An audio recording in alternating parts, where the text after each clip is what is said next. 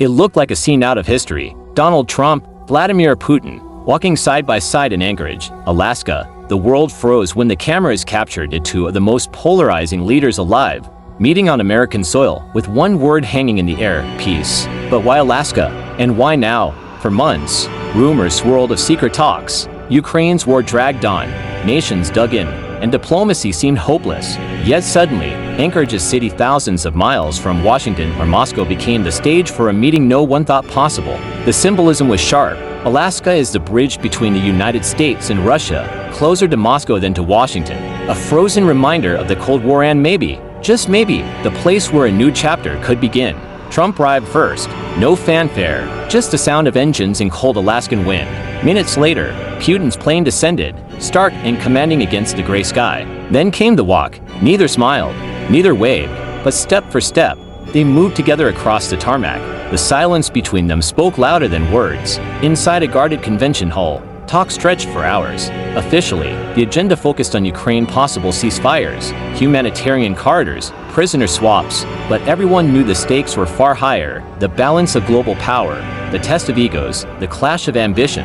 Reports said Trump was animated, leaning forward, gesturing, pressing for quick solutions. Putin remained stoic, jotting notes, his face unreadable. 7 hours passed while the world waited. Outside, Anchorage erupted with protests, Ukrainians demanding justice, Americans calling for an end to endless wars, Russian flags held aloft by small groups insisting sanctions must fall. A quiet northern city suddenly felt like the center of the world.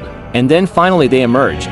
Once again, that symbolic walk, this time, softer body language, an exchange of words caught by cameras but not microphones. At the podium, Trump declared, "We had a very good meeting. We believe progress is possible."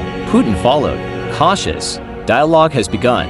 No details, no breakthroughs, just two leaders, two statements, and one unforgettable image. Was it real progress or pure theater? Critics say Trump wanted spectacle for his political comeback, while Putin needed proof that Russia still commands global attention. But even theater has power. Images shape history, and that walk across Anchorage's snowy runway will be replayed for years. In Kyiv, reactions were divided: hope from some, anger from others. In Washington, politicians split instantly. Moscow framed it as victory. But here's the truth: one meeting cannot end a war. Peace is never sealed in a single day. Yet Anchorage mattered. It cracked open a door. It planted a seed. As night fell and the jets disappeared into frozen skies, the world was left with one haunting question: Trump, Putin, Alaska, the walk.